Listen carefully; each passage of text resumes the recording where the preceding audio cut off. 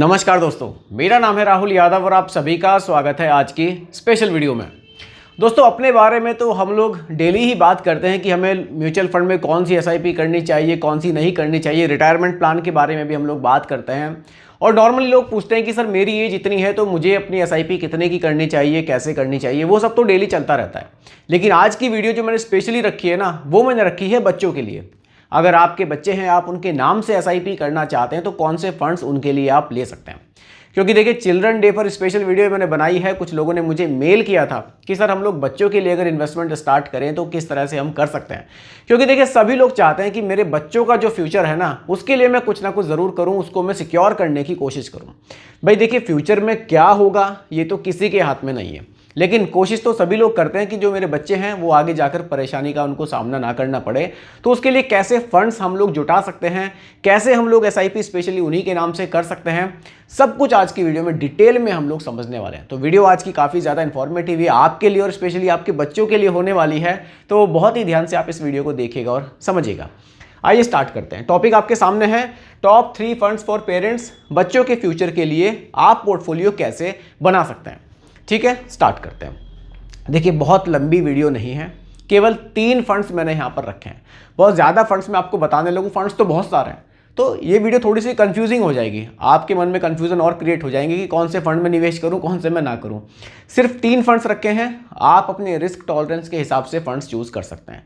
कोशिश मैंने की है इक्विटी म्यूचुअल फंड्स ही यहाँ पर रखे हैं, क्योंकि अगर हम बच्चों के लिए निवेश कर रहे हैं तो सीधी सी बात है, हम लंबे समय के लिए ही कर रहे होंगे। क्योंकि मान लीजिए किसी के बच्चे 5 साल से कम हैं, उनके लिए तो और भी बढ़िया है। किसी के बच्चे 5 से लेकर 10 साल के ग्रुप में है, किसी के 10 से 15 वाले ग्रुप में। तो वो लोग किस तरह से निवेश कर सकते हैं वो हम लोग अब समझने वाले हैं। पहली जो कैटेगरी दोस्तों मैंने रखी है वो रखी है फ्लेक्सी कैप म्यूचुअल फंड। अब बच्चों के लिए अगर निवेश करने का प्लान हम लोग कर रहे हैं, देखिए सबसे पहले तो एक चीज़ मैं आपको और बता दूं, मैं फंड्स तो आपको बता ही रहा हूं। देखिए, जब भी आप एसआईपी करें ना, तो एसआईपी को आप एक नाम भी दे सकते हैं। जैसे मान लीजिए आपने 10,000 की कोई एसआईपी करनी है, उसमें से 2,000 आपने रिटायरमेंट के लिए रख लिए, 2,000 रुपये आपने किसी और अपने फाइनेंशियल गोल के लिए रख लिए। आपने मान लीजिए आपने सोचा कि ये बच्चों के लिए, तो आपने 3,000 रुपये बच्चों के नाम से एसआईपी कर दी। हर एसआईपी का एक नाम होना चाहिए कि ये जो मेरी एसआईपी है ये मेरे इस टारगेट के लिए है। अगर इस तरह से नहीं करेंगे तो फिर आप अपने टारगेट से कहीं ना कहीं आप शायद दूर हो सकते हैं। क्योंकि किसी भी ज़रूरत में हम लोग सीधा एसआईपी को बंद करते हैं और पैसा निकालते हैं, लेकिन अगर उस एसआईपी का एक नाम होगा कि ये एसआईपी मेरे बच्चों के फ्यूचर के लिए है, तो शायद आप पैसे ना निकालें और वो एसआईपी फिर लंबी चले और आपको बेनिफिट अच्छा दे। ठीक है, फ्लेक्सी कैप म्यूचुअल फंड के बारे में समझिए। बच्चों के फ्यूचर के लिए आप कैसे इसमें निवेश कर सकते हैं, कैसे ही आपके लिए बढ़िया हो सकता है। अब दोस्तों, फ्लेक्सी कैप में क्या होता है ना, यहाँ जो पैसा है वो आपका large cap, mid cap, small cap तीनों जगह निवेश होता है। फ्लेक्सी कैप में फंड मैनेजर को फ्लेक्सिबिलिटी है कि वो कितना लार्ज कैप में रखें, कितना मिड कैप में रखें, कितना स्मॉल कैप में रखें। लार्ज कैप में इंडिया की टॉप 100 कंपनी आती है, मिड कैप में उसके बाद की अगली 150 कंपनी आती है और स्मॉल कैप में उसके बाद फिर छोटी छोटी कंपनी आती है। ठीक है, अब यहाँ फ्लेक्सी कैप में क्या होता है, फंड मैनेजर मार्केट कंडीशन को देखते हुए अपने एलोकेशंस को चेंज करते हैं। मान लीजिए उनको लगता है कि मार्केट अभी महंगा है तो वो लार्ज कैप एलोकेशंस बढ़ाते हैं। उनको लगता है कि मार्केट थोड़ा सस्ता है, फ्यूचर में स्मॉल कैप से रिटर्न्स बेटर मिल सकते हैं, स्मॉल कैप में एलोकेशन वो अपना बढ़ा सकते हैं। यानी कि यहाँ वो कोशिश करते हैं कि आपके रिटर्न्स को एक बैलेंस रिटर्न्स मतलब बनाकर आपको देने की, इसलिए ये आपके लिए बढ़िया हो सकता है। अब फ्लेक्सी कैप कैटेगरी के रिटर्न्स कैसे रहे हैं पास्ट में, वो हम लोग देख लेते हैं। भैया फ्यूचर के रिटर्न्स तो कोई नहीं बता सकता, पास्ट रिटर्न्स को हम लोग एक बार देख सकते हैं। चलिए, एक वेबसाइट है, उसके थ्रू हम चेक कर सकते हैं।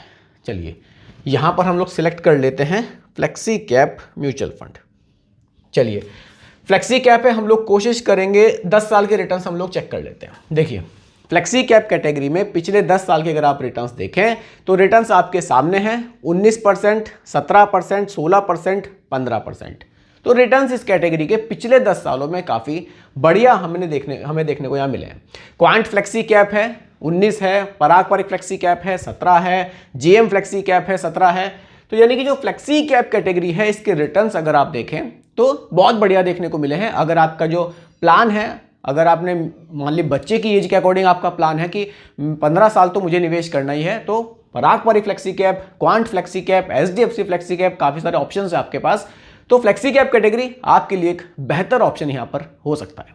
चलिए, अब अगली कैटेगरी को समझते हैं, चिल्ड्रन फंड। अब देखिए, मैं अभी आपसे बात कर रहा था कि हर एक एसआईपी को एक नाम दीजिए।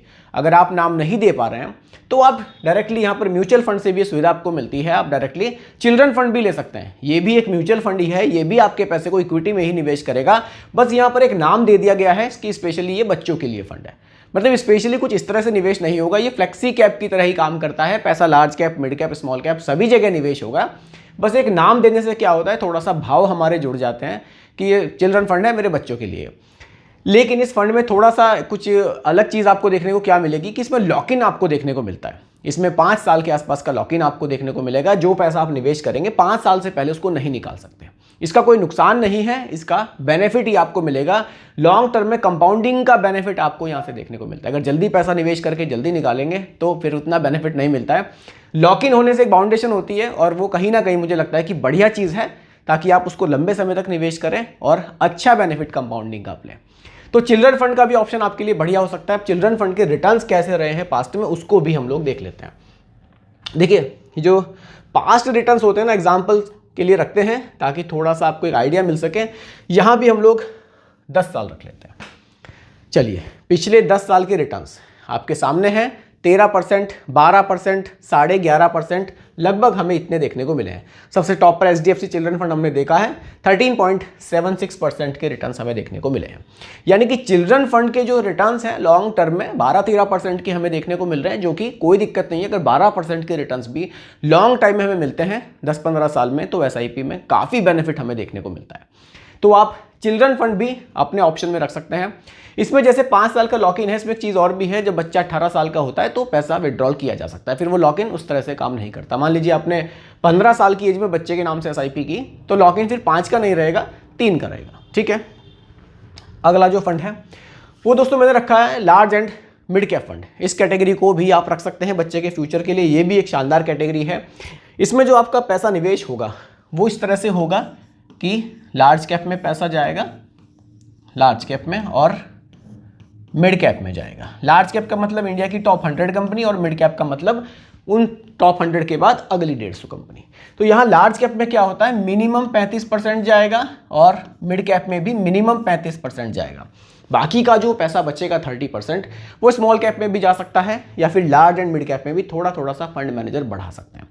अब देखिए, बेनिफिट यहाँ ये है large and mid cap category का कि आपका मिनिमम 35% तो टॉप 100 कंपनी में जा ही रहा है, और मिनिमम 35% मिड कैप में भी जा रहा है। मिड कैप स्टॉक्स भी बहुत शानदार होते हैं, लार्ज कैप के मुकाबले आपको रिटर्न्स अच्छे देते हैं, और स्मॉल कैप के मुकाबले यहाँ पर थोड़ी सी जो उनकी परफॉर्मेंस है वो बेटर रहती है। स्टेबिलिटी आपको स्मॉल कैप के मुकाबले अच्छी मिलती है। अगर आप रिस्क को कंपेयर करेंगे तो स्मॉल कैप के मुकाबले कम रिस्की भी आप इनको कह सकते हैं। तो ये भी शानदार कैटेगरी है। लॉन्ग टर्म में इसके रिटर्न्स भी हमने बहुत बढ़िया देखे हैं। रिटर्न्स चेक कर लेते हैं इस कैटेगरी के भी, लार्ज एंड मिड कैप। चलिए, लार्ज एंड मिड कैप, यहां भी हम लोग क्या करते हैं, पिछले 10 साल के रिटर्न्स एक बार देख लेते हैं। चलिए देखिए, पिछले 10 साल के रिटर्न्स अगर आप देखेंगे तो आपके सामने हैं रिटर्न्स। ये देखिए, 17%, 16%, 16, 15%, 15 से लेकर हमें 17% तक के रिटर्न्स देखने को मिले हैं इस कैटेगरी से पिछले 10 सालों में। यानी कि इस कैटेगरी के जो रिटर्न्स हैं वो काफ़ी बढ़िया हमें देखने को मिले हैं। तो लॉन्ग टर्म में अगर आप निवेश करना चाहते हैं तो large and mid cap category भी आपके लिए बढ़िया हो सकती है। अब बात करते हैं बैलेंस पोर्टफोलियो कैसे बनाया जाए। हमने 3 फंड्स को यहाँ पर समझाया। मान लीजिए आपको तीनों ही पसंद है कि भैया तीनों ही ठीक है, मैं तीनों रख लेता हूँ, तो कैसे आप रख सकते हैं। देखिए, आप एक परफेक्ट पोर्टफोलियो ऐसे बना सकते हैं। आप पहले फ्लेक्सी कैप को ऐड कीजिए अपने पोर्टफोलियो में, इसमें डाल दीजिए आप 40%। उसके बाद चिल्ड्रन फंड को आप रख सकते हैं, चिल्ड्रन फंड में डाल दीजिए 30%, और उसके बाद जो मैंने अगली कैटेगरी आपको बताई है लार्ज एंड मिड कैप, आप इसको भी रख सकते हैं।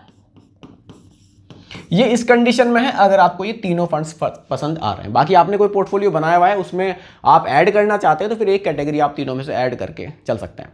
तीनों की परफॉर्मेंस अच्छी हमने देखी है पास्ट में, तो रिटर्न्स काफ़ी बढ़िया हमें देखने को मिले हैं। बाकी आप लोग मुझे कमेंट सेक्शन में ज़रूर बताइएगा, अगर आप अपने बच्चे के लिए एक पोर्टफोलियो डिज़ाइन कर रहे हैं तो किस तरह की म्यूचुअल फंड स्कीम आप उसमें रखना चाहेंगे।